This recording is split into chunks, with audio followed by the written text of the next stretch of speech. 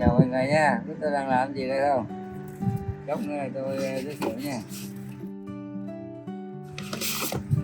Kem như thấy.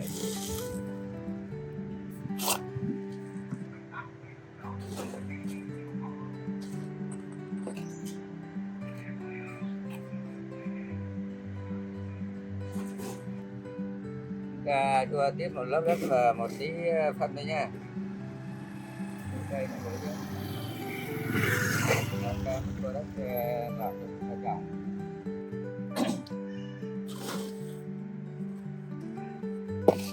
Tí phân nữa với.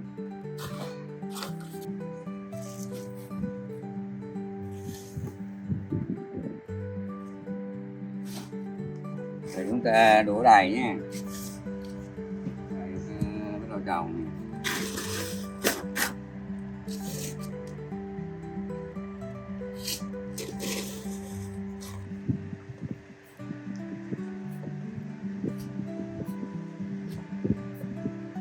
Ta đổ đất xong người ta làm cho mỗi cây mỗi hục này, mỗi lỗ này.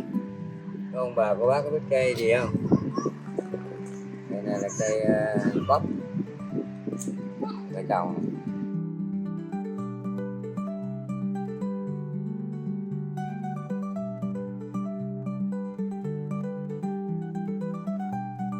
Cái cắm xuống đất này là nó lên thôi nha, tự nó lên. Sau khi nó lên được là ta bắt đầu chăm bón.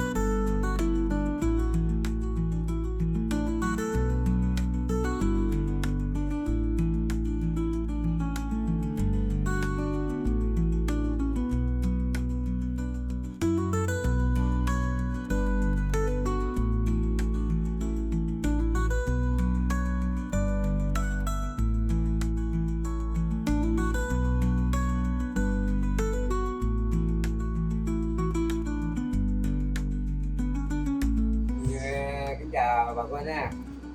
Đây là tôi thu hoạch ngô này, ngô tầm 7 ngày rồi. Nay đến ngày ăn được thu hoạch.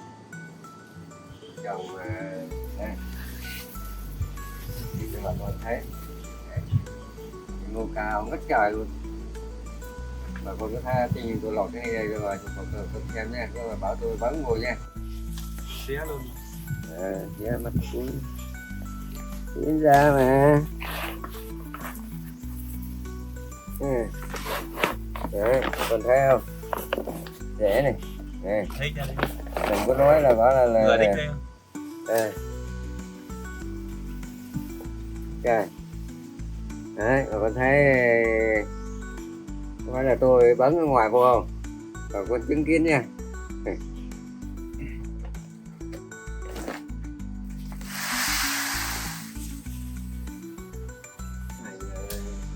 Lá gì nữa nha, nó là thu hoạch nha.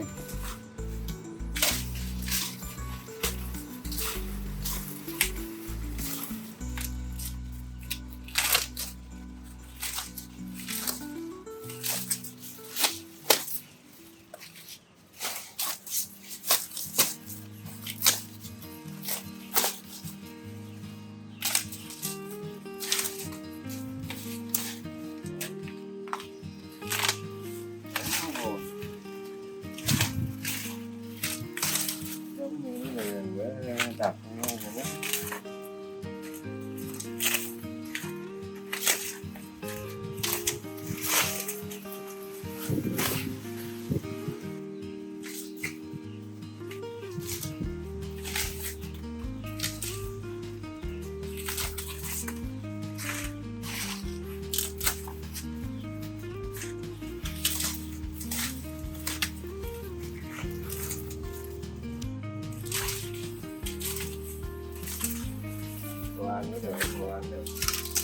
Ngon.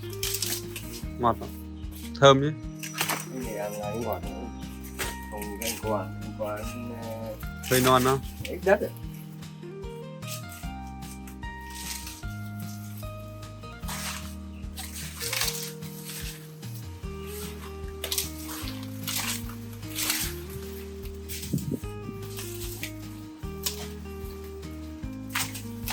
Bóc vào nhá. Mình đã.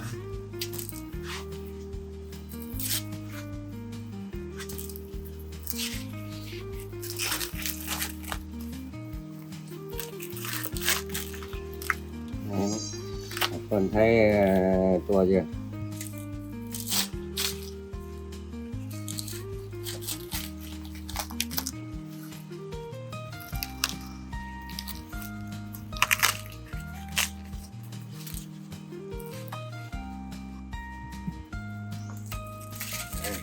Đấy, mà còn thấy bóc ngô đã chưa? Còn mình trồng vô cái sọt như thế nhá, không cần đất. Đưa cái bắp tay ở mà cái cùi tay ở à. Đây, bà con thấy không? Đưa cái củ tay vô đi không? Được chưa?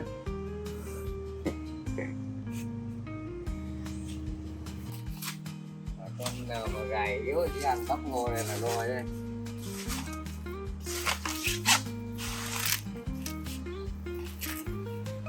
Rồi.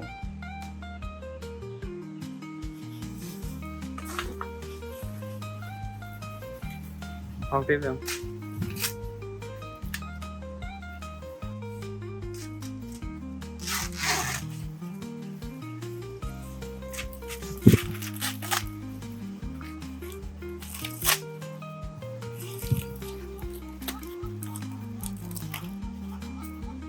Mình để hình cái nhỏ.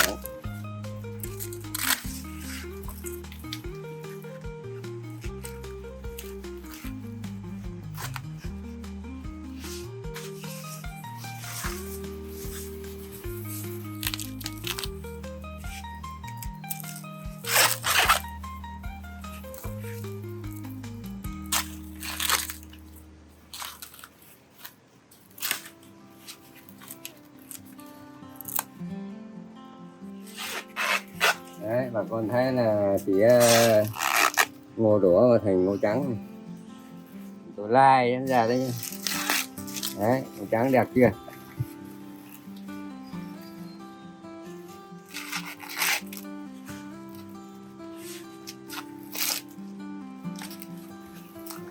Cái tập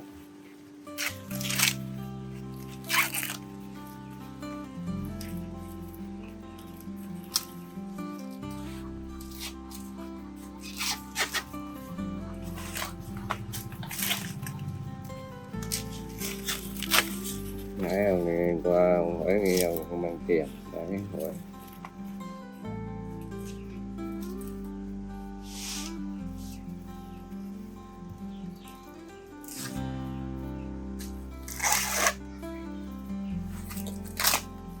Tôi cái bắp tay một cái ngô trắng đấy không?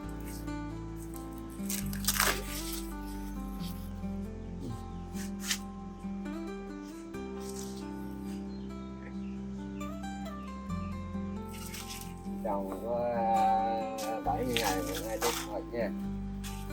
Đấy, ngô to này, người lớn thì chỉ có ăn có bắp là chán. Ngô trồng cái này là không thu hoạch bằng nhiều lần được.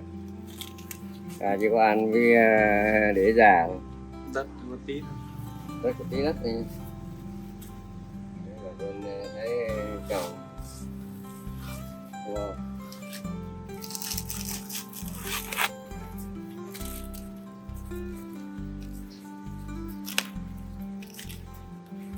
Đó. Ừ.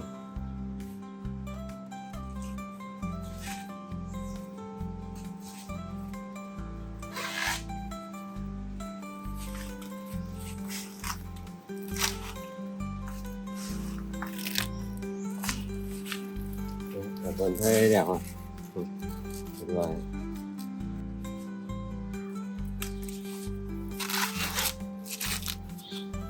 Tôi để giới thiệu từng cái một. Đấy. Rồi chưa? Bà con thấy tôi chưa?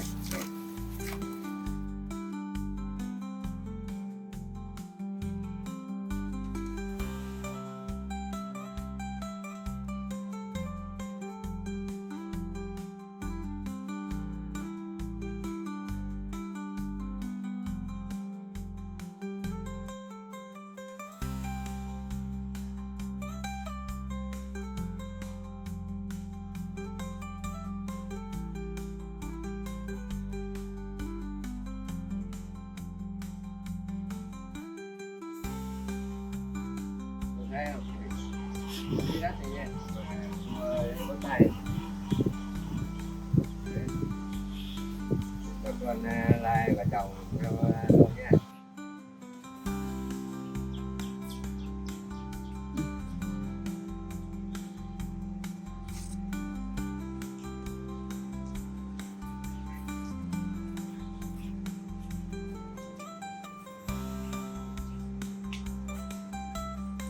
Bà con thu hoạch của tôi nhé.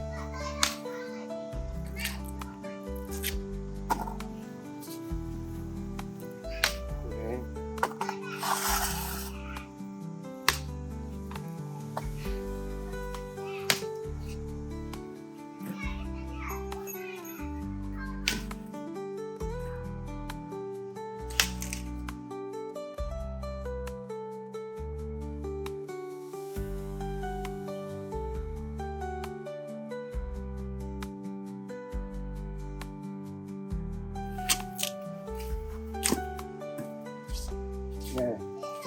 Ôi, thấy chưa? Đấy.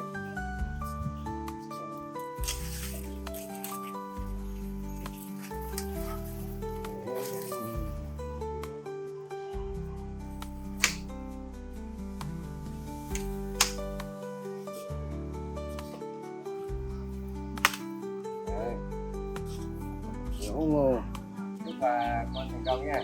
Nè. Like đồng like nha. Một tí đất thôi nha. Nè, một tí đất này này. Đấy. Con thấy thích không?